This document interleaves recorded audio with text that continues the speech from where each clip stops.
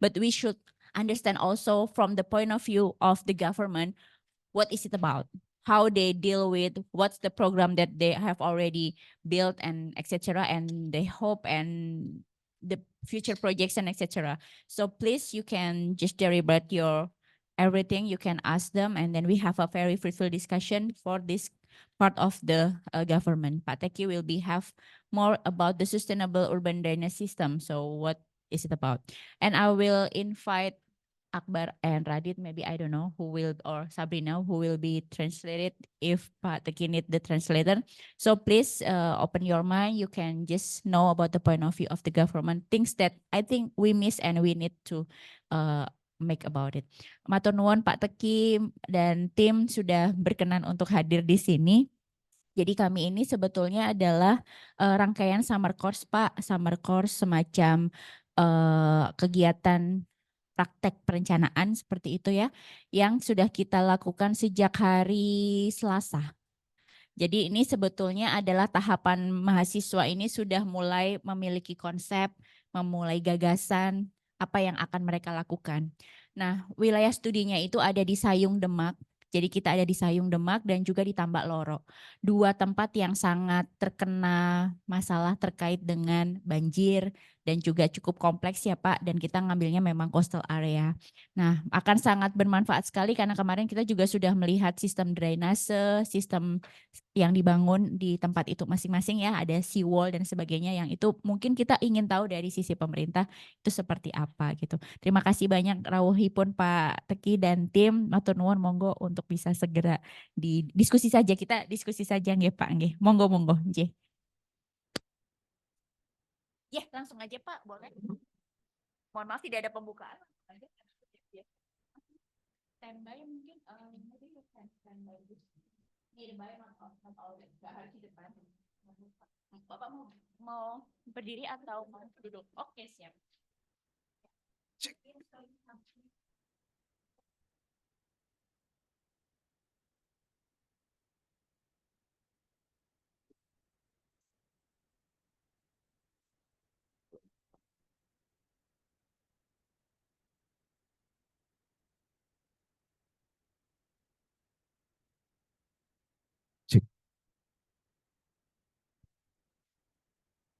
Bismillahirrahmanirrahim. Assalamualaikum warahmatullahi wabarakatuh. Selamat pagi, good morning, everyone. Thank you for the coming in discussion for this morning. First, maybe I will introduce myself. My name is Muhammad Teki Wijaya. You can call me Teki. I'm from Public Work Department in Semarang City. Right now, I'm in perencanaan di bidang rekayasa teknis di DPU Kota Semarang. First, maybe I'm sorry, my English is not so good, not so good, and for a long time I don't use my English. Itu. Okay. From this now, I'm membawakan untuk sistem drainase perkotaan berkelanjutan, Sustainable Urban Drainage System. In Semarang, flood is a very serious problem. If you know, tomorrow, yesterday, in Tambak Loro and Sayung. Yes, Tambak Loro is so difficult to resolve the problem in there because penurunan tanah, land subsidence is the main issue in there. Di paparan saya ini mungkin saya tidak akan secara not fokus in Tambak Loro or Sayung because is for general in problem in kota in Semarang City. Okay. Yes, ini drainase adalah prasarana yang berfungsi mengalirkan air permukaan direct runoff ke badan air atau bangunan resapan buatan. Kemudian sistem drainase perkotaan, sistem drainase dalam wilayah administrasi kota dan daerah perkotaan. Berkelanjutan. Nah, ini menjadi kata-kata kunci nih, keyword in this now. Sustainable dilakukan dengan pembaharuan yang kontinu terus-menerus dan manfaatnya bisa dirasakan secara generasi ke generasi. So, sebelumnya mohon izin Bapak untuk mentranslate. Nama saya Raditya dari PWK Undip juga. So, for the drainage, drainage is some kind of infrastructure that gives the water, a run of water from the rain to flow into the water body or to another building that can absorb the water. And then the sustainable drainage, urban drainage system is a drainage that is in the urban area or the city area. And sustainable is some kind of efforts that is continue towards the future. Ya, di kota Semarang kalau kita tahu secara topografi Semarang ini terdiri dari dataran tinggi dan dataran rendah. Ini berada di kakinya Gunung Ungaran, berada di kakinya Gunung Ungaran, sehingga memang dataran rendah di kota Semarang ini mempunyai resiko banjir, resiko genangan yang cukup besar. Penyebabnya antara lain adalah perubahan aliran air dari hulu, penurunan lahan, muka tanah, dan pasang surut banjir atau rob. Okay, so Semarang have two parts. The first one is the hilly side. The hilly side is the one that is the feet of Mount Ungaran. And then we have also the downtown part or the coastal side. And the problem with flooding in Semarang is due to the first one is the changing of the water flow from the upstream to the low stream, and then the land subsidence, and the last one is the tidal flooding itself. Ini kita coba melihat daripada faktor-faktor pemicu genangan banjir. Kalau kita lihat perkembangan kota saat ini, perkembangan pembangunan di daerah atas itu sudah sangat masif. Kalau di Semarang kita di Gunung Pati, Ngalian, terus kemudian di Banyumanik itu sudah luar biasa. Sehingga merubah pola aliran yang alami. So Semarang have been experiencing some kind of very dramatical development, especially in the upstream area. So it's some kind of changes the shape or the pattern of the water flow itself. Ini kita coba lihat daripada kondisi yang ideal untuk peresapan air. Kalau idealnya itu dari air hujan yang turun, itu run off-nya harusnya cuma 10%. Cuma 10%. Terus kemudian yang terevapotranspirasi ada 40%. Yang teresapkan adalah 25% untuk yang dangkal, yang dalam juga 25%. Tapi yang terjadi sekarang dengan pembangunan yang ada, pembukaan lahan-lahan, perubahan tata guna lahan yang ada, yang terjadi sekarang adalah seperti ini. Run off-nya jadi 55%, evapotranspirasinya turun jadi 30%, dan yang teresapkan menjadi air tanah juga turun. Di dangkal cuma 10%, yang dalam bahkan cuma 5%. So if you look at the ideal model of this water flow, so the ideal one is that only 10% are being run off, and then 50% are being infiltrated, and 40% are evaporating. But now due to the changing of covers because of the development, so there's only about 15% that being infiltrated, 30% are being evaporated, and 50% are being the water runoff. Ini coba kita lihat skemanya, skema dari perubahan penutupan lahan, land use change, akibat pembangunan berakibat pada perubahan respon lahan terhadap air hujan. Evapotranspirasi menurun, limpasan permukaan meningkat, infiltrasi tanah menurun. Kalau kita lihat gambar di sini, ini skema secara garis besar. Air hujan yang di atas di bagian hulu hilir dengan perubahan tata guna lahan, runoff-nya semakin meningkat. Runoff meningkat ini dengan pembukaan diantaranya juga di samping bangunan juga pohon-pohon, tanaman-tanaman juga pasti ikut ditebang sehingga evapotranspirasinya juga kurang. Sehingga runoff dari atas yang turun ke bawah semakin meningkat. Di sini juga nanti ada permasalahan runoff, selain runoff ini juga sedimentasi. Ya, sedimentasi ini yang memenuhi saluran-saluran kami yang ada di kota Semarang. Di satu sisi di daerah bawah, di daerah hulunya itu sudah ketambahan air dari atas, salurannya penuh sedimen, juga ketambahan di daerah pesisir terjadi penurunan muka air tanah dan ditambah lagi peningkatan muka air laut. Sea levelnya naik sehingga rob sudah jadi yang di bawah ini dampaknya sangat luar biasa.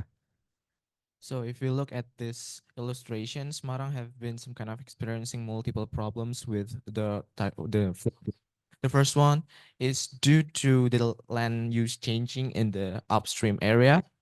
If there is some kind of rainfall, it kind of not being infiltrated that much, and most of them are being the water runoff. And because the water runoff also contains some kind of sedimentation that also become a problem in Semarang, especially in the drainage system. And in the low stream area, especially in the coastal area, are also experiencing some kind of double problems. The first one is the tidal flooding due to the sea level rise, and the second one is the land subsidence. Di Tambak Lorok, kemarin ke Tambak Lorok itu juga masalah yang sampai sekarang belum teratasi.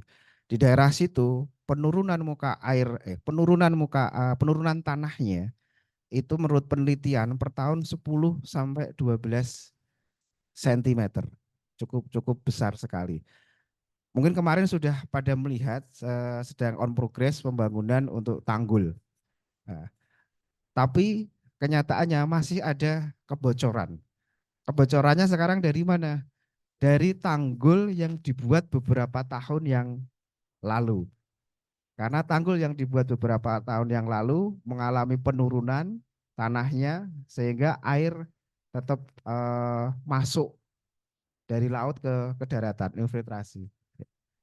So in Tambak Lorok is very hard to resolve because they have built some kind of seawall there, but there is some kind of leakage due to the previous seawall are being subsidence below the water.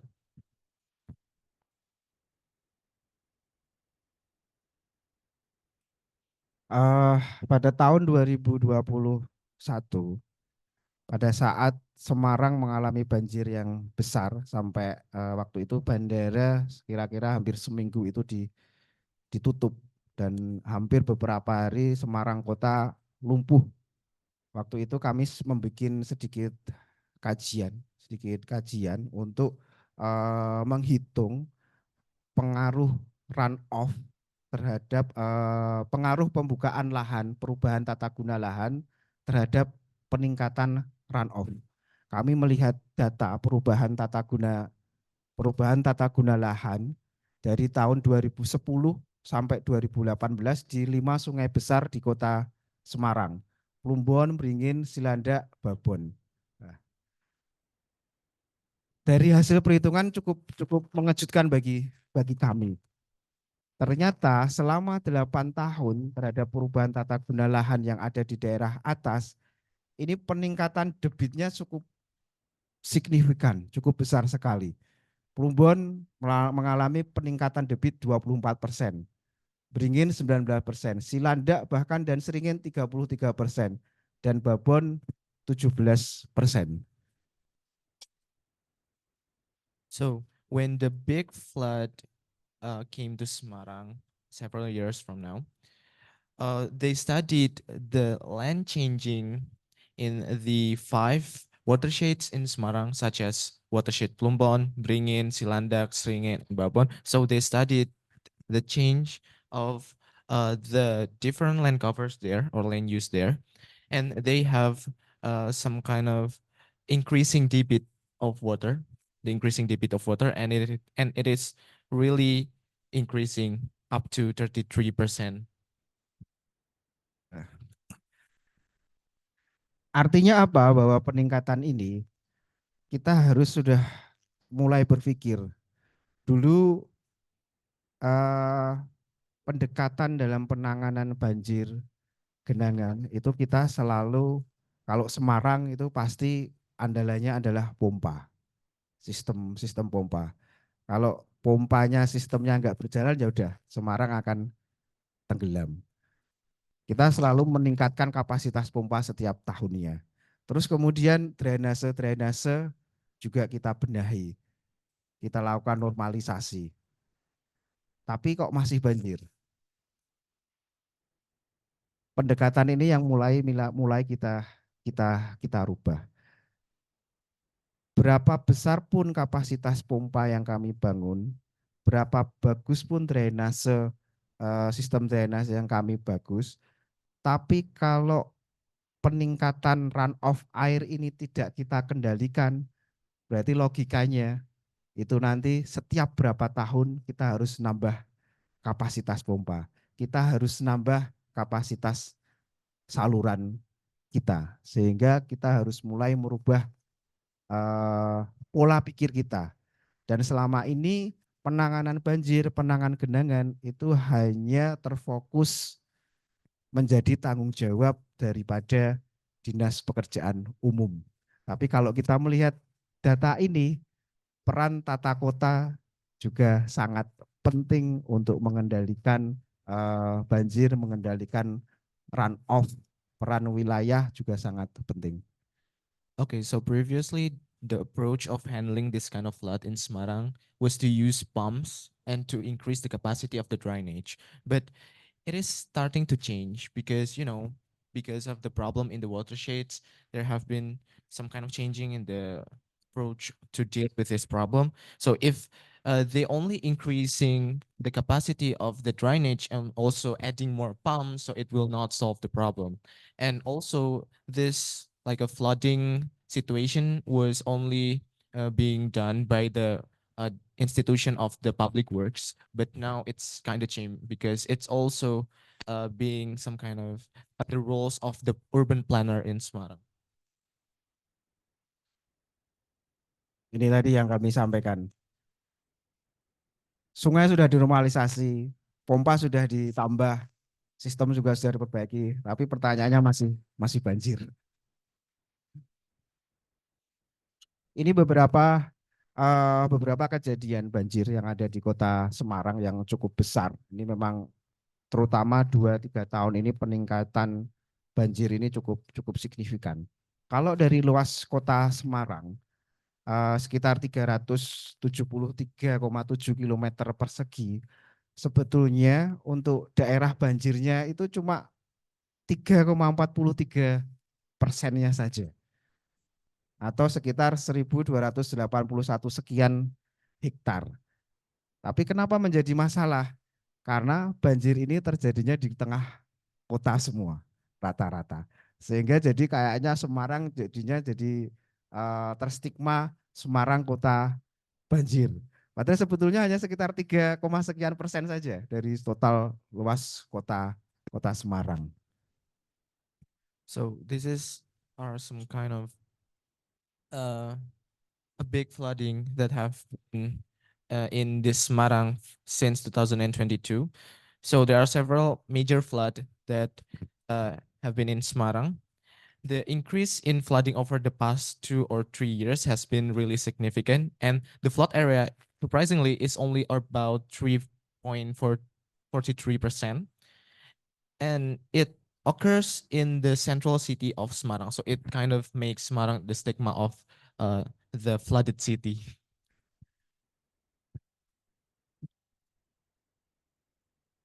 Yes.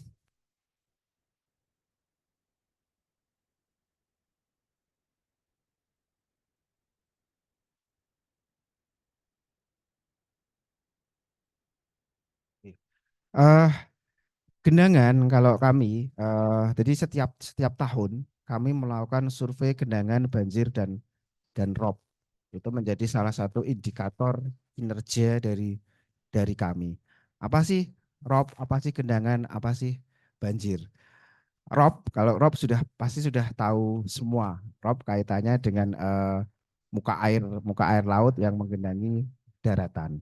Kemudian kalau genangan, definisi umumnya adalah air yang mengendang di satu titik dan itu tidak akibat dari luapan sungai atau menggendangnya itu juga secara tidak berkesinambungan. Kalau banjir itu pasti genangan yang diakibatkan dari meluapnya suatu sistem sungai dan itu berlangsung berulang-ulang dan dalam jangka waktu yang lama. So there is some kind of difference definition between the tidal flood, the genangan or the flooding or puddle, and the banjir or the flood itself. So tidal flood is basically the rise of the sea level that inundates the area surroundings. The flooding or the genangan is the water that pulls at only one point, and it's not from the river overflow. And, and it's not continuous. And the flood itself, the flood is the overflowing of the river system or the drainage system, and it is happened over and over and over again. Oke, ya. Dan makanya dari kasus-kasus yang terjadi di Semarang ini kami mulai merubah pola pikir penanganan pendekatan kita dalam penanganan banjir. Sebetulnya di dalam aturan di Perda nomor 7 tahun 2014 tentang tata kelola air, tata kelola banjir itu sudah jelas disebutkan bahwa setiap setiap orang yang melakukan alih fungsi lahan dari lahan terbuka menjadi lahan terbangun wajib melaksanakan ketentuan debit antara sebelum dan sesudah terbangun adalah sama. Zero delta G policy. Ini yang menjadi kunci dan saat ini sedang kami godok juga untuk mempertajam ini dengan Dinas Tata Ruang. Mulai di bulan Juni kemarin, setiap pengajuan PBG, IMB itu harus ada rekomteknya. Di sana pengembang harus bisa menyajikan penanganan drainasenya seperti apa untuk mengurangi sebagai pengendalian banjir atau genangan yang ada di kota Semarang. Selama ini pengembang bangun ya bangun saja, tidak memikirkan drainasenya seperti apa. Yang penting mereka bikin drainase di kawasannya tidak banjir, untuk selanjutnya lingkungan sekitarnya mereka tidak memikirkan. Dan pola-pola ini, paradigma ini yang harus kita rubah dan sudah mulai kita lakukan. So there are regulations that explain every person who changes the land must be able to drain the same discharge, the runoff water discharge, called the zero delta key policy. So far, the developers have only built without thinking about the drainage or the discharge. So they are trying to change that paradigm.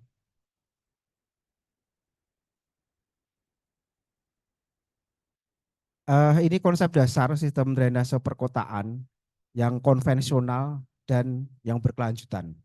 Kalau yang di konvensional paradigmanya buang air hujan secepat mungkin ke saluran. Kalau yang konvensional, kalau yang berkelanjutan, air hujan ini yang harus dikelola sedekat mungkin dengan sumbernya, dengan memperhatikan kualitas air dan kemudahan keanekaragaman. Fokus kalau yang konvensional yang dulu-dulu membersihkan puncak banjir, fokus pada curah hujan ekstrim. Sedangkan yang berkelanjutan yang harus kita lakukan sekarang adalah air hujan terintegrasi dengan tata ruang, mempertimbangkan volume limpasan. Nah, ini zero delta policy di sini. Jadi air hujan terintegrasi dengan tata ruang. Artinya peran tata ruang pengembangan wilayah ini menjadi sangat penting untuk pengendalian banjir dan rob. Terus kemudian pendekatannya, meningkatkan kapasitas sistem sungai, kanal, banjir, dan saluran. Ini yang kita lakukan sampai saatnya nih, kemarin-kemarin nih. Kalau banjir ya salurannya dilebarkan. Kalau banjir ya sungainya dikeduk, bahkan sampai dilebarkan. Tapi pertanyaannya, mau sampai kapan dilakukan pelebaran? Padahal kita selalu terkendala lahan yang sudah tidak memungkinkan. Terus kemudian berapa besar anggaran yang dibutuhkan untuk melakukan normalisasi atau pelebaran saluran atau sungai tersebut. Untuk yang berkelanjutan yang harus dilakukan adalah mengurangi beban debit banjir. Nah, ini kaitannya tadi juga zero delta policy di sini. Terus mengembalikan fungsi das, meningkatkan daya dukung das. Nah, ini menjadi sangat sangat penting bahwa pembukaan lahan memang harus tidak hanya dibuka tapi disertai dengan konservasi yang lainnya. Penanaman pohon, terus ruang terbuka hijau yang cukup untuk bisa meresapkan air ini menjadi sangat sangat penting untuk pengendalian. Kemudian aktivitas yang dilakukan kalau konvensional selama ini apa? Meluruskan, melebarkan, menguruk sungai, kanal, banjir, dan saluran. Tahun 2022-2023, yang tadi salah satu kajian yang kami lakukan, beringin peningkatannya hampir sampai 20% dari PUPR. Di tahun 2022-2023 melakukan normalisasi kali beringin yang semula lebarnya sekitar ya 10-an, enggak ada 10 meter jadi 30-an meter. Itu biaya yang dibutuhkan itu 300 miliar lebih. Luar biasa biayanya. Nah, kalau ini dilakukan di semua sungai berarti anggaran yang terfokus untuk normalis sungai berapa saja itu. Eman-eman itu bisa kalau pola pikir ini bisa kita rubah, 300 miliar ini bisa kita manfaatkan untuk yang lainnya. Untuk yang berkelanjutan, aktivitas yang dilakukan apa?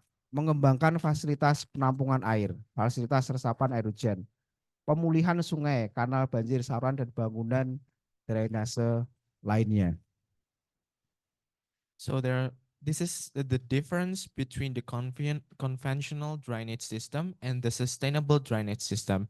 So the first point is the paradigm, the difference in the paradigm. For the conventional drainage system, the paradigm is to defecate the water as quickly as possible. Whether the sustainable one is to managing the water as close as possible from the sources or from the upstream. The second one is the focus of the approach. No, not the approach, but the focus of the efforts. For the conventional one, the focus is to cleaning flood peaks. And the sustainable one is to integrating with the spatial planning in the city. And then the third point is the approach. So for the conventional one is to increasing the capacity of the drainage and the river. And the sustainable one is to reduce the flood loads and restore the watershed function. And the last one is the activity. So the conventional activity is to strengthening, widening, and also dredging rivers to get its sedimentation. And the sustainable one is to developing the water storage facilities, restoring rivers and canals. And one of the example of this is the dredging of the river Beringin that costs about 300 billion Indonesia rupiah. And this is not sustainable at all. Satu hal lagi yang perlu kita perhatikan untuk penanganan banjir ini tidak bisa dilakukan melalui pemerintah saja. Ada peran masyarakat, ada peran warga kota yang saat ini kalau boleh dikatakan juga menyumbang masalah banjir. Apa itu? Sampah. Sampah. Sampah ini menjadi masalah serius di kami, terutama di sistem drainase dan sistem pompa kami.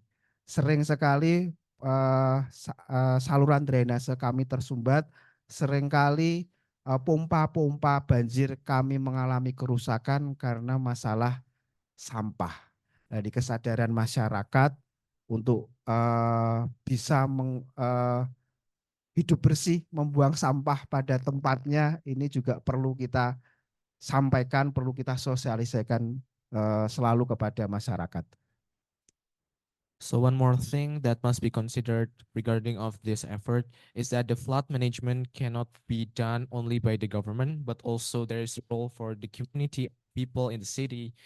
And one of the problem that is being experienced by the government and the community itself is the blockage of the drainage system due to the rubbish.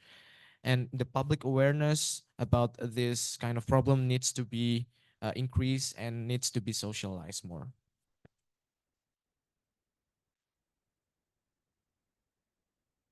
Secara garis besar, dari tadi apa yang sudah kami sampaikan, konsep dasar sistem drainase perkotaan yang berkelanjutan ini yang harus bareng-bareng, pola pikir ini harus bareng-bareng dari semua pihak harus kita sampaikan.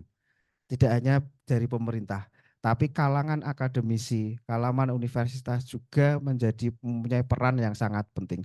Fokusnya apa? Fokusnya adalah meniru pola alamiah yang sudah ada, yang kami sampaikan di awal tadi.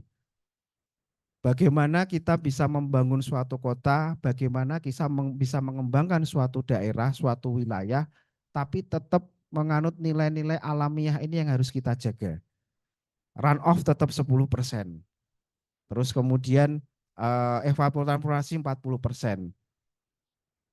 Peresapan air di dangkal maupun dalam tetap 50%. Tantangannya adalah di situ.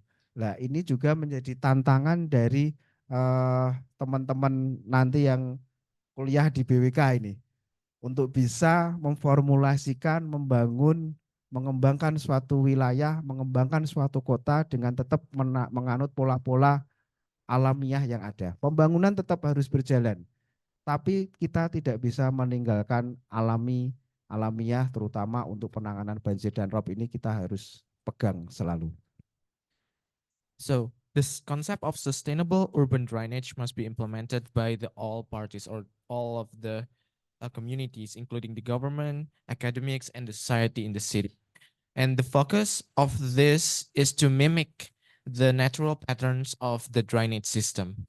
And however the development is increasing, there is must some kind of adhere to existing natural patterns of the drainage system.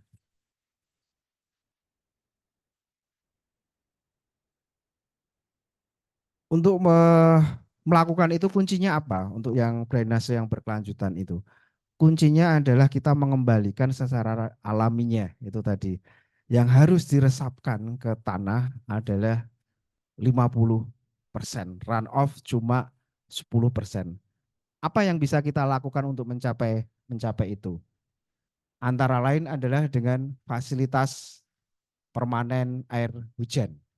Ini terbagi menjadi 3.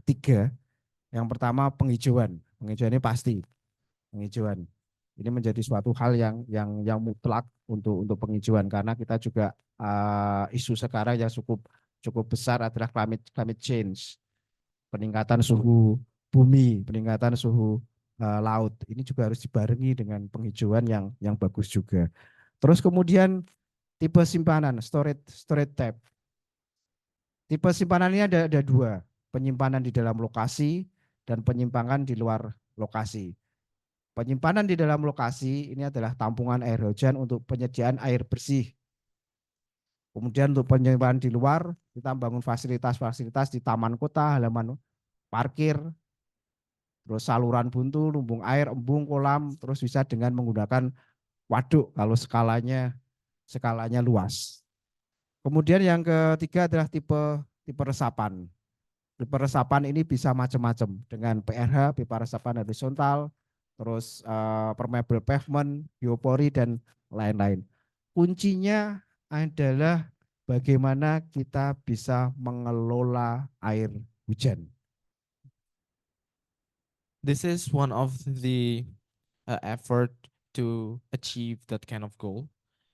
The key is how we can get the most of the rainwater. So there is some kind of implementation of the rainwater harvesting facilities that is uh, include the first one is the increasing of the open green space, and then there's some kind of uh, types of storage, whether it's inside storage or the outside storage. And the second point is, and the third point is the filtration type, whether it is the horizontal absorption pipe, etc. Ini beberapa contoh yang bisa kita lakukan untuk meningkatkan, yang pertama meningkatkan evapotranspirasi. Di perkotaan tantangannya adalah lahan yang terbatas. Untuk melakukan penghijauan kita terkendala lahan yang terbatas. Pasti pengembang, pasti development siapapun yang akan melakukan pengembangan berusaha memanfaatkan lahan semaksimal mungkin untuk bangunan sehingga ruang terbuka hijaunya kurang. Tapi itu sebetulnya bisa disiasati antara lain dengan green roof. Terus kemudian green roof atau living roof. Ini kalau contoh-contohnya ini beberapa mungkin di kota lain, ini di Semarang kayaknya belum ada ini. Penghijauan di atas permukaan atap datar yang telah dilapisi waterproofing. Terus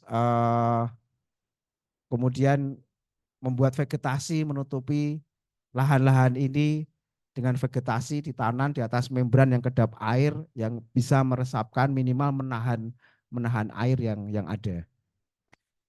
So one of the constraint in development is to utilize as much land as possible for the buildings, and it's kind of neglecting the room for the open green space. And this is one of the intervention to deal with those problem. One of the green roof.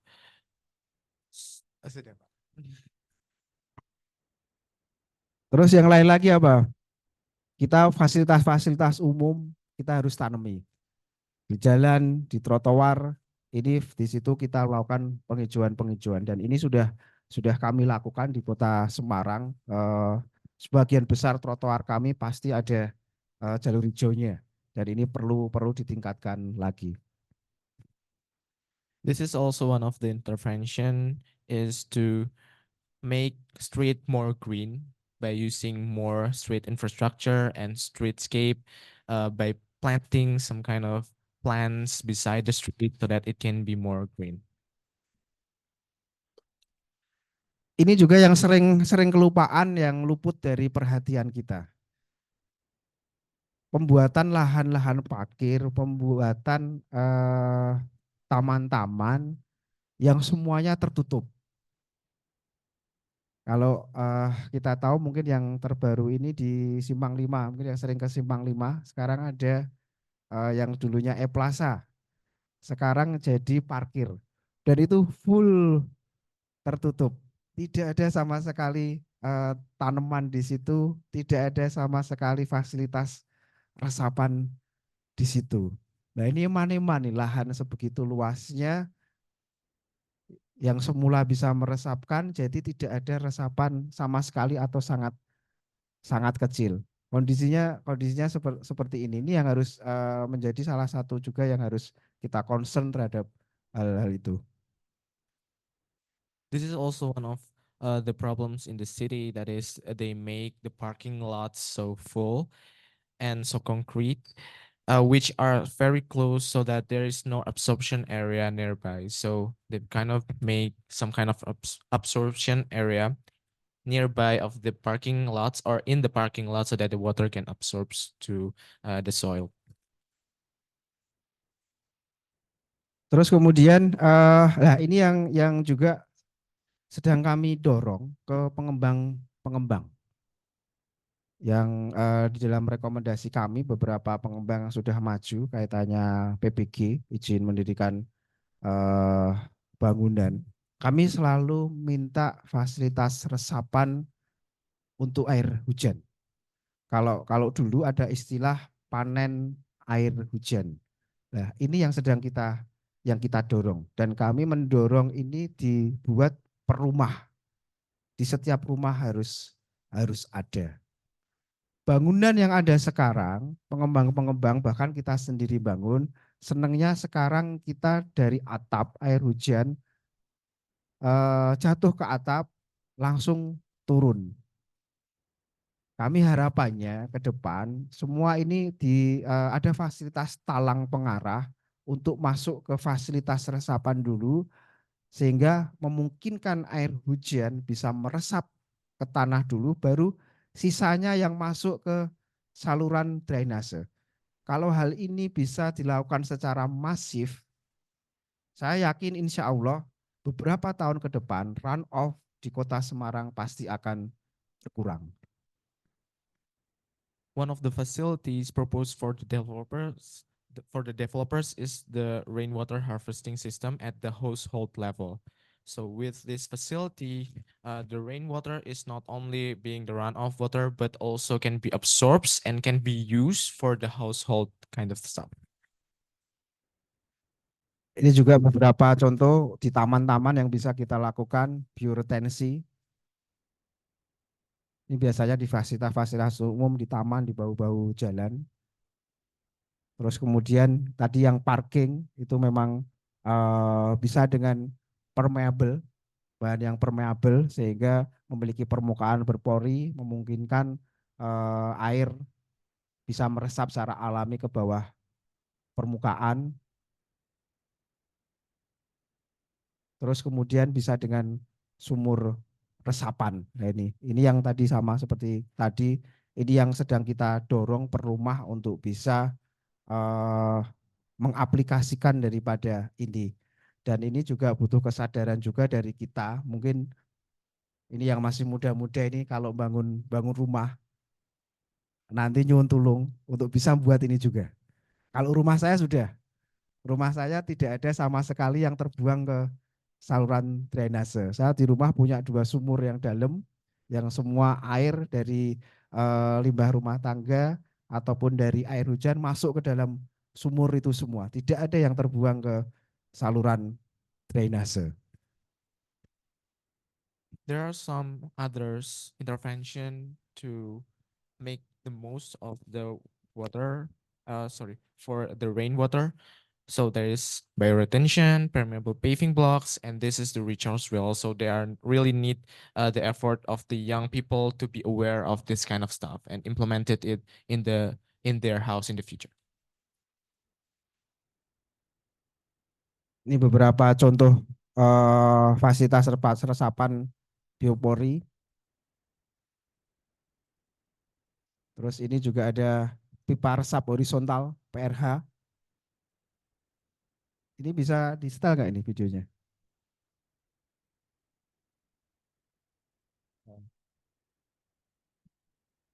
Nggak bisa. Kalau bisa di setel aja. Video atau gambar ini? Atau ada linknya aja tak? Udah nanti aja lah, nanti aja. Oke. Oh ini bisa ini. Nah ini ilustrasi untuk pipa resap horizontal. Air hujan yang turun ke atap rumah mengalir melewati talang. Terus kemudian masuk ke pipa resap horizontal dulu, diresapkan. Sisanya baru yang masuk ke saluran. Nah, ini sekarang yang sudah jarang ada di rumah-rumah adalah talang air. Pengembang rata-rata membangun semua jatuh ke halaman atau bahkan kita seringkali sekarang dapati dari atap bangunan mereka tidak mau jatuh ke halamannya tapi dibablaske jatuh ke jalan. Nah, ini yang terjadi sekarang.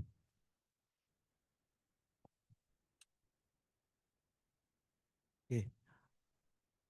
Untuk penutup, nah dari tadi yang kami sampaikan bahwa kembali lagi kita harus mengelola air hujan ini dengan bijaksana.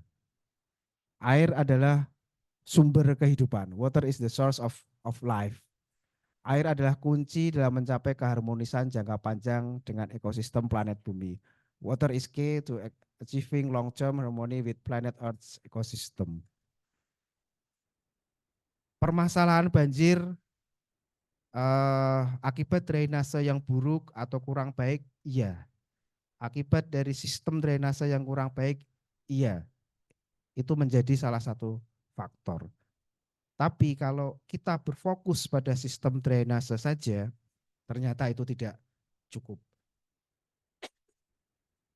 Pengalaman kami bertahun-tahun melakukan perbaikan di sistem drainase, ternyata masih banjir terus. Simpang 5 ada kalanya pada beberapa tahun yang lalu banjir sebesar apapun tidak terjadi genangan. Tapi itu hanya berlangsung sekitar 2-3 tahun. Setelah itu banjir lagi. Kalau kita pola-pola seperti ini masih kita terapkan terus, itu tadi kita paling hanya bisa menangani permasalahan banjir di suatu lokasi paling hanya 1, 2, 3 atau bahkan 5 tahun. Tapi setelah itu pasti akan terjadi banjir lagi. Karena kita tidak mengelola dengan bijaksana air hujan. Air hujan yang kalau sebetulnya kalau air hujan itu berkah. Tapi kalau sesuatu yang berkah ini tidak kita kelola dengan baik dan bijaksana, itu juga bisa menjadi bencana. Maka sangat penting dalam pengendalian banjir itu adalah juga pengelolaan air hujan.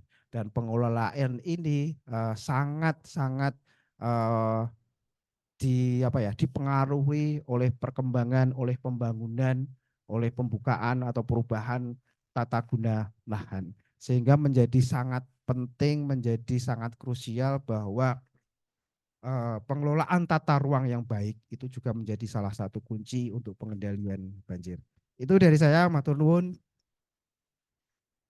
Assalamualaikum warahmatullahi wabarakatuh. Waalaikumsalam warahmatullahi wabarakatuh. So for the final remarks, the problem of flooding is due to the poor or inadequate drainage is only one factor. But if you only focus the drainage and drainage only, it turns out that it's not going sustainable. So there needs to be some kind of communal efforts from various parties to manage one thing and one thing only, which is the rainwater. And rainwater management must also be accompanied by the good urban planning system. Thank you so much.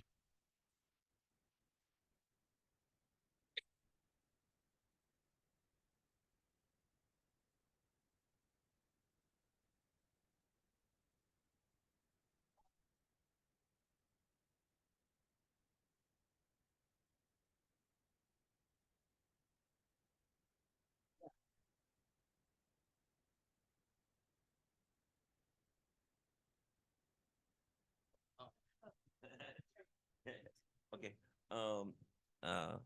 Pak Taki, terima kasih. In Hawaii, we have traditionally had irrigated terraces for growing taro and wetland produce. Have they considered integrating agricultural tools like this into planning?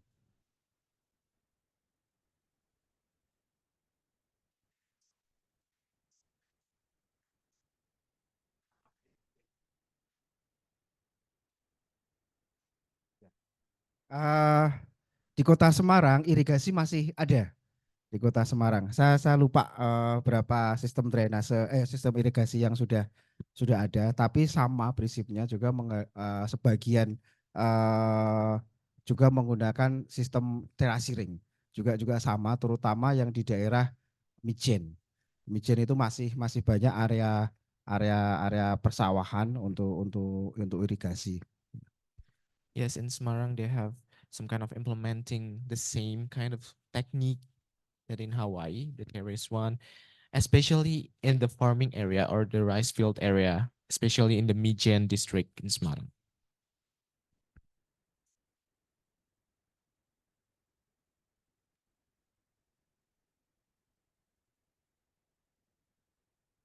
Hello. Thank you for your presentation. I just wanted to ask, were you able to implement these plans in the developed area? And one question, and another is this plan is is just a part of the plan you did in like random places, or you have a master plan of the overall city? Implementasikan bagi di daerah yang tetap develop. Dan pertanyaan kedua, apakah rencananya itu terpusat di satu titik saja atau merata? Nggih, apakah ini sudah dilakukan? Tadi sudah sempat saya singgung bahwa konsep ini sebetulnya sudah ada di Perda nomor 7 tahun 2014. Bahkan di RT RW juga ada. Tapi pertanyaannya adalah apakah kita sudah menerapkan aturan yang ada ini dengan bagus, dengan baik.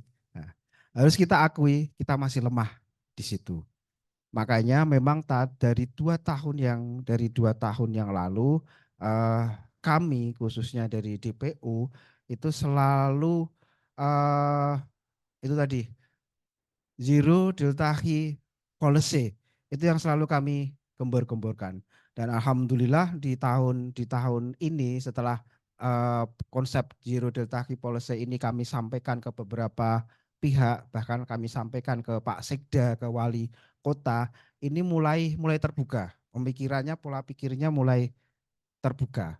Pembangunan atau penanganan banjir dan rob tidak bisa hanya di sistem drainasenya saja, tapi kita juga harus ada peran serta partisipasi dari tata ruang, dari pengembangan wilayah untuk ikut berpartisipasi mengendalikan banjir.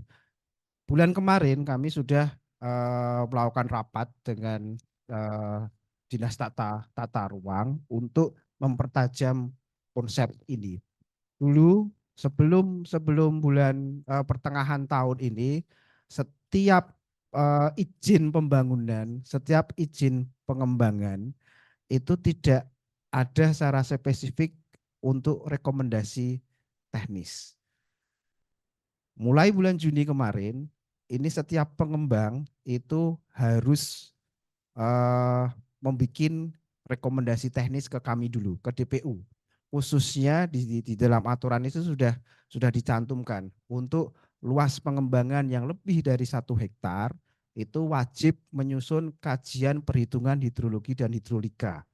Terus kemudian mengajukan rekomendasi teknis drainase ke instansi atau dinas terkait, dalam hal ini dari PU. Dan ini yang titik awal mula ini yang akan kami lakukan terus untuk bisa disosialisasikan, untuk bisa disampaikan ke pengembang-pengembang, ke developer maupun ke masyarakat luas. Okay, for the answer is that yes, this concept is already in the regional regulations, but the challenge is not in the regulations, but in the implementation of the regulation. So there are still some kind of weaknesses in the implementing of the regulation. So there needs to be integration between several stakeholders. One of them is the urban institution. So last month they have there was some kind of meeting between the public works and the urban planning institution to sharpen the concept of the zero delta Q regulations. So back then, every development had no like technical recommendations from the from the institution of the public works, so they can build the drainage as they want. But now there must be some kind of technical recommendations from the institution of the public, so that this is some kind of the starting point of change in the urban drainage system. Sorry? Which division are they from? Which division? Oh, they from the public works institution. Public works. Mungkin sedikit lagi menambahkan, bahkan di dalam aturan itu sudah terstate juga, tersampaikan bahwa untuk pengembangan di atas 5 hektar itu pengembang wajib membuat kolam retesi atau embung. Dan sorry. Dan satu lagi yang harus kita pahami, bahwa apa yang dilakukan ini tidak bisa kita rasakan setahun 2 tahun. Tidak bisa. Katakanlah tahun ini kita sudah menerapkan itu harus ada rekomendasi, harus ada perhitungan kajian hidrologi hidrolika. Tahun depan masih banjir dulu, ternyata masih banjir. Tidak bisa. Ini sesuatu hal yang harus dilakukan terus-menerus, kontinu, dan kemungkinan akan bisa dirasakan mungkin 3, 5, atau 10 tahun ke depan. Tapi saya yakin dalam waktu 3 sampai 5 tahun pasti akan terjadi perubahan yang signifikan. And the regulation is very clear and very direct, very detailed. And what is being done here cannot be felt very quickly because this is a long-term plan. So the effect or the effect cannot be felt, I think 1 or 2 years if still there is flooding and no, but maybe in 3, 5 or 10 years the effect is really impactful.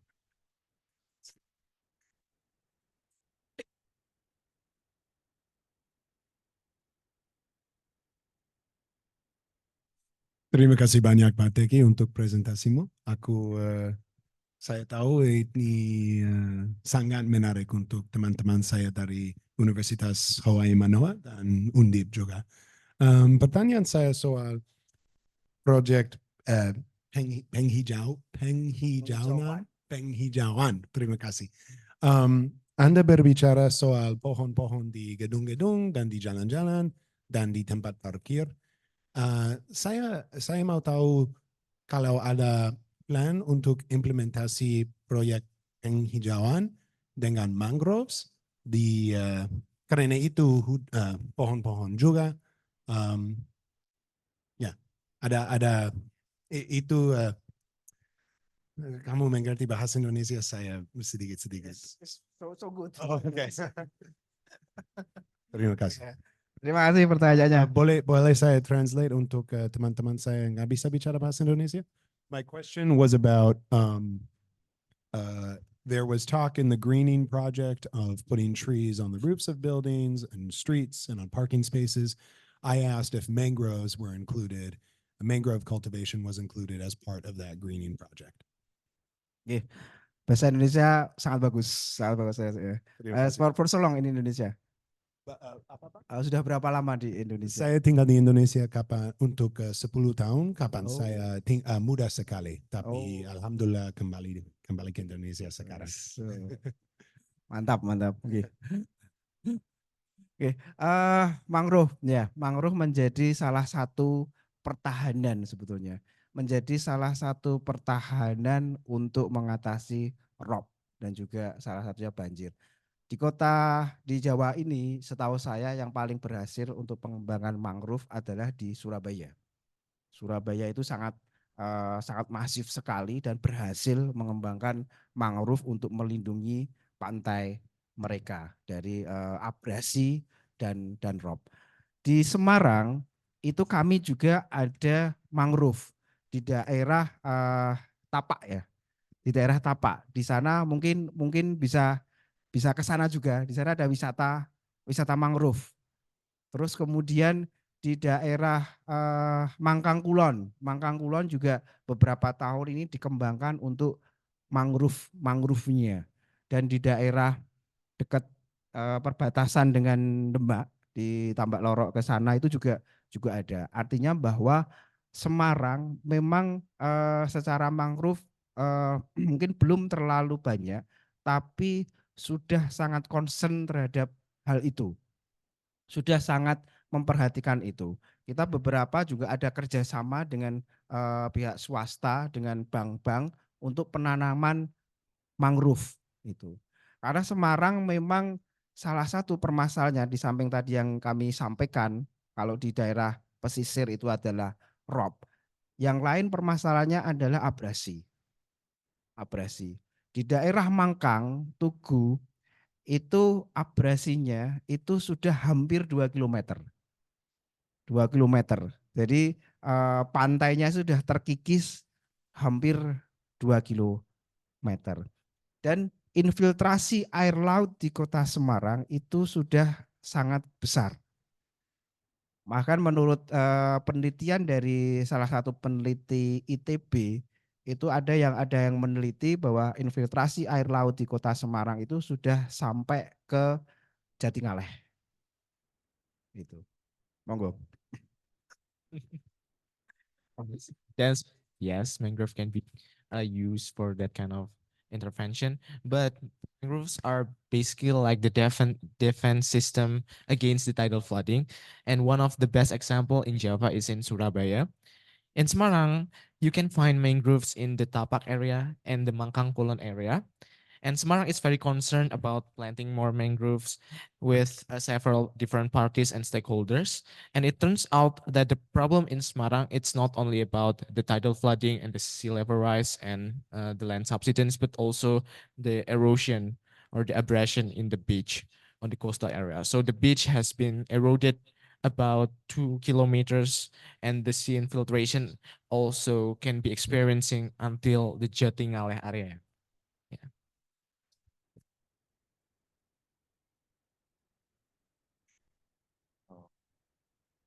You mentioned the rubbish being the major source of blockage to the drainage.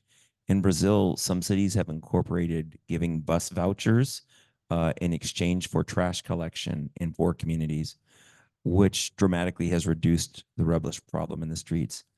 Has the planning department considered tailoring a system like this to Indonesian needs, like giving petroleum coupons instead of bus vouchers? Ya, jadi Bapak kan tadi salah satu masalah di drainase itu kan adalah drainase tersumbat sampah. Nah di Brazil ada insentif kalau orang-orang mau ngumpulin sampah mereka dapat kupon bis. Nah nanti ada rencana tidak Pak untuk memberi insentif di Indonesia kalau misalkan ada yang mengumpulkan sampah mungkin dapat insentif berupa petrol, mungkin dapat kupon bensin atau apa gitu. Oke, itu ide yang bagus juga itu. Thank you for the idea, for information in Brazil ya. In Brazil, oke. Mungkin nanti bisa kami sampaikan ke Dinas Lingkungan Hidup yang mengelola sampah. Itu memang harus ada insentif-insentif tertentu untuk mendorong masyarakat agar peduli terhadap sampah. Tapi di lain sisi memang pemerintah Kota Semarang juga menggiatkan juga di tingkat RT, RW untuk bank sampah ya. Bank sampah. Bank sampah dikelola oleh lingkungan, oleh RT, RW dengan memisahkan sampah-sampah yang organik dan non-organik, terutama yang plastik ini untuk dikelola, dan itu di beberapa tempat setahu saya itu juga malah menjadi penghasilan, malah juga menjadi nilai yang bernilai bagi lingkungan sekitar dan dikelola oleh lingkungan sekitar. Tapi memang intinya untuk penanganan sampah ini memang semua pihak harus ikut terlibat di situ. Baik pemerintah sebagai regulator, terus kemudian swasta, masyarakat harus bareng-bareng untuk mengendalikan sampah-sampah ini. Buang sampah pada tempatnya ini harus dilakukan, disosialisasikan secara masif. Yes. Actually, that is a very good idea to give some kind of incentive to people that collect their trash, and they realize that there must be some kind of certain incentive about that. And currently in Semarang, they have been implemented called Bank Sampah or the Waste Bank, just like in Tabak Lorok. So in fact, the Waste Bank have become some kind of source of income for several different groups of people, and the waste. How to tackle waste in Semarang cannot be done only by one party, but also need some kind of other stakeholders so that it can be more. Ini tambah sedikit juga, di Jatibarang, di tempat pembuangan sampah akhir di TPA Jatibarang, itu juga dikembangkan juga kerjasama dengan pihak swasta untuk listrik tenaga sampah ya. Tenaga sampah, dan ini memang masih proyek ini juga masih berjalan dan dikembangkan, dan hasil dari listrik ini yang nanti akan dibeli oleh PLN juga. So in the Jatibarang waste disposal side, there have been some kind of development of the waste power plant, and which is still being developed, but it can be used in the future, hopefully.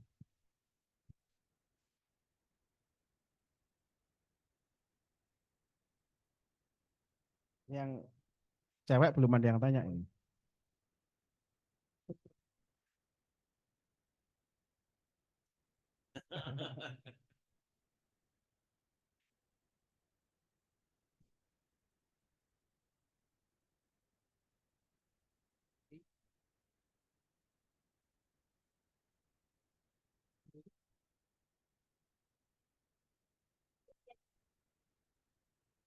Sebelumnya makasih Pak udah atas pelajarannya. Ternyata Eh, Indonesia ya, saya kira dari Hongkong.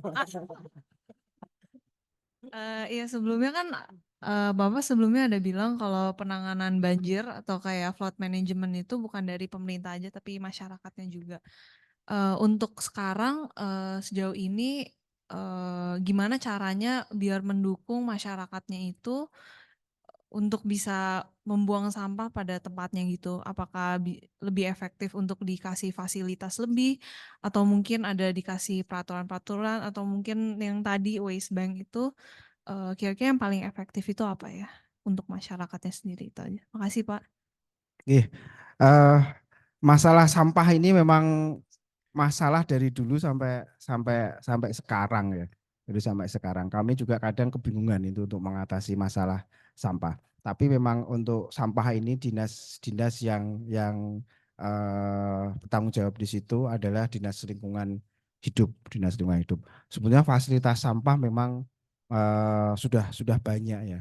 Bantuan-bantuan dari pemerintah, bantuan swasta untuk tong-tong sampah itu sudah banyak sekali, dan dibandingkan dulu fasilitas-fasilitas untuk tong sampah ini banyak. Bahkan kami juga kalau membangun jalan pun, membangun trotoar pun, kami pasti akan selalu sediakan fasilitas untuk tong sampahnya di situ. Tapi kenapa masih banyak sampah? Kembali lagi adalah itu tadi, kadang budaya kita masih gampang ke. Budaya kita masih pola pikir kita belum apa ya, belum setertib, belum sedisiplin dari contohnya adalah Singapura. Di Singapura, meskipun orang Indonesia ke Singapura, dia mau buang sampah sembarangan nggak berani. Pasti nanti dikantongi, takut. Tapi begitu dia balik ke Indonesia lagi, ya udah balik lagi dibuang sembarangan. Ada regulasi memang di beberapa negara, regulasi ini menjadi kunci juga untuk bisa mengurangi, mentertibkan, mendisiplinkan masyarakat yang ada. Tapi sebetulnya di Indonesia, di kota Semarang pun sebetulnya sudah ada regulasi. Kalau buang sampah sembarangan ketahuan, setahu saya kalau nggak salah 50.000 atau berapa. Tapi pertanyaannya apakah regulasi itu sudah dijalankan dengan sepenuhnya. Nah, ini memang peran dari kita semua, diawali dari kita dulu. Diawali dari kita dulu. Kita tertib membuang sampah untuk bisa menjadi contoh minimal untuk keluarga kita, ke anak-anak kita. Dari situ nanti berkembang ke lingkungan dan berkembang lagi ke skop yang lebih besar. Masalah salah satu banjir juga adalah sampah. Beberapa kali terjadi genangan, beberapa kali terjadi banjir, ternyata saluran kami, crossing-crossing kami tersumbat oleh sampah. Begitu sampah kita ambil, sudah langsung lancar, genangan sudah langsung hilang. Permasalahan sama memang bahasa bahasa Prancisnya angel-angel gampang. Angel-angel gampang. Butuh kesadaran dari semua pihak, dari pemerintah harus menyusun regulasi yang bagus, tapi di satu sisi pemerintah juga harus ikut disiplin. Okay, so Keisha basically asked about the flood management does not only come from the government efforts, but also the community. And one of the main problem is the disposal of the rubbish that is not in the orderly manner. So how do they support people to dispose rubbish in the right place? What do you think is the most effective way? And Mr. Teki answer, the rubbish problem has been around for a very long time. And one of the agencies that is responsible is the environmental agency. In fact, the private sector or sector swasta in Semarang have provided a lot of assistance, especially the trash cans. However, there is still a lot of rubbish because this is some kind of mindset of Semarang Indonesian people that is not aware of the cleanliness, and they are not that orderly. So one good example is the Singapore.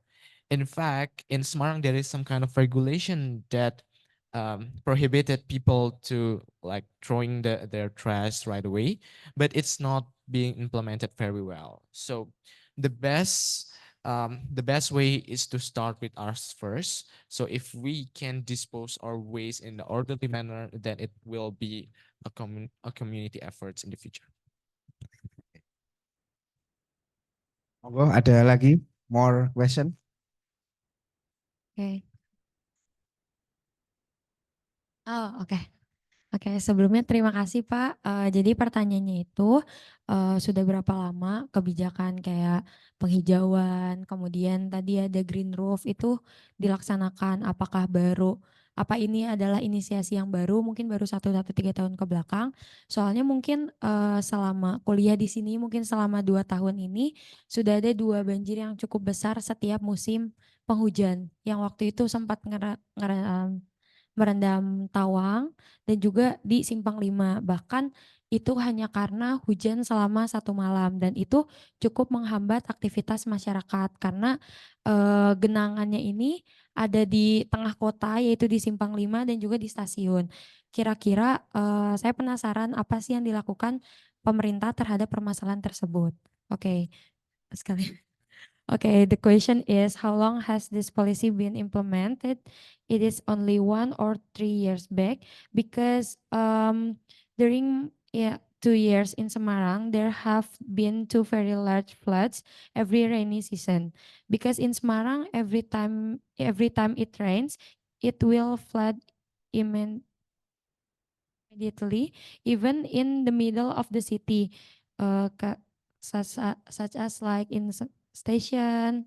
And then what did the government do about this problem? Thank you. Terima kasih atas pertanyaannya.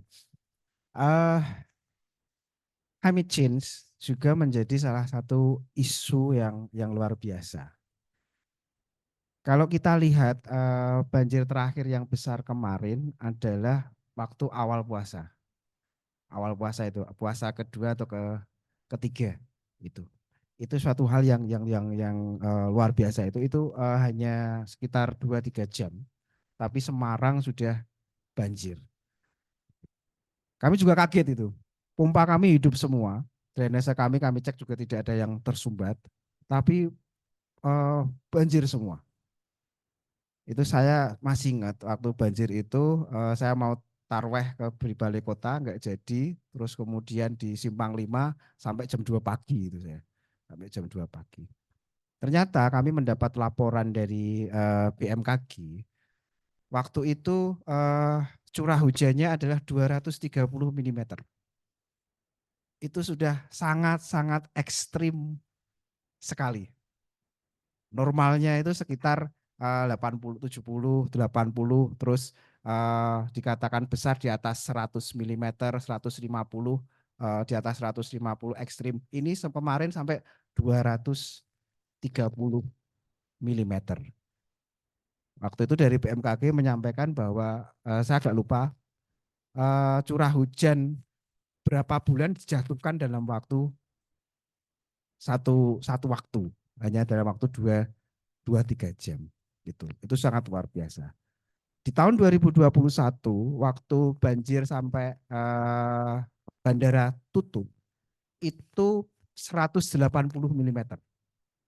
180 mm. Itu kan tapi sampai 2 hari ya berturut-turut hujannya itu. Itu tertinggi 180 mm. Tapi air laut naik 80 cm. Jadi dapat hujan 180 mm, air lautnya tapi juga waktu itu pas tinggi-tingginya naik 80 cm. Jadi lengkap sudah penderitaannya. Lengkap sudah penderitaannya. Nah, kenapa? Makanya yang kita dorong ini adalah panen air hujan. Kuncinya adalah itu. Mengurangi runoff. Karena banjir itu permasalahan utamanya terbesarnya dari apa? Dari air hujan. Dari air hujan. Ini yang kita, aturan sudah ada, regulasi sudah ada. Tapi kita belum concern di situ. Ayo kita bareng-bareng mulai concern di situ. bagaimana kita mengelola air hujan yang baik, panen air hujan. Itu tadi yang harusnya secara alami dari air hujan itu run off-nya 10%, sekarang sudah 50% lebih. Gimana enggak banjir. Ini yang harus pola pikir ini, kesadaran ini yang harus dari awal kita tanamkan. Dan peran universitas sangat penting. Peran universitas di sini sangat penting untuk bisa menanamkan pola pikir ini kepada teman-teman adik-adik mahasiswa, terutama di pengembangan wilayah, agar benar-benar concern dalam pengembangan wilayah juga memikirkan daripada sistem drainase yang alami dengan mengendalikan air hujan. Kalau kita bisa mengendalikan air hujan, kita bisa mengendalikan runoff air, dan dampaknya apa? Kalau resapan ini bisa kita pertahankan, bisa kita kelola, yang memanen adalah anak cucu kita. Jangan sampai isu climate change di sekarang adalah anak cucu kita nanti kekurangan air. Nah, ini jangka panjangnya yang harus kita benar-benar jaga, warisan kita untuk anak cucu kita. Terima kasih, Pak. So, climate change is also one of the very extraordinary causes of the flood in Semarang. One of the major floods in Semarang beginning this year in the early of the fasting month. So it is actually only rain for about 2 or 3 hours, but the rainfall is very extreme. It reached about 230 millimeters, which is really above the average rainfall, which only about 80 millimeters in every rain. In 2022, there was also a heavy rain that caused the close of the airport Ahmad Yani, and the rainfall is reached about 180 millimeters. And unfortunately, back then the water tide is also high, even reaching 80 centimeters. Therefore, the utilization of the rainwater is the key of solving this problem, because if we can harvesting the rain very good, and then we can reduce the run of water, and it is very important mindset that should be implemented from the university level.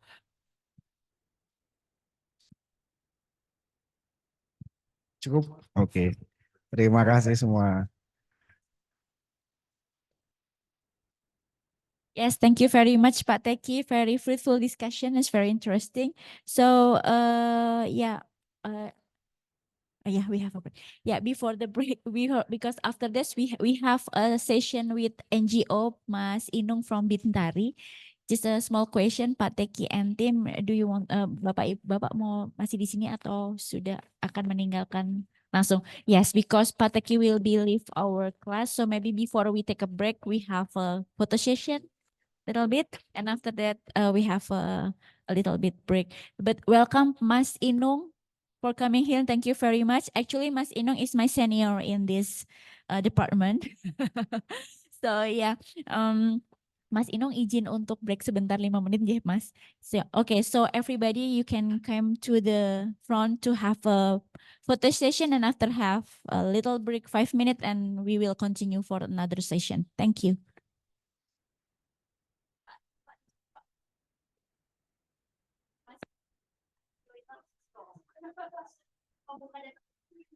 Oh,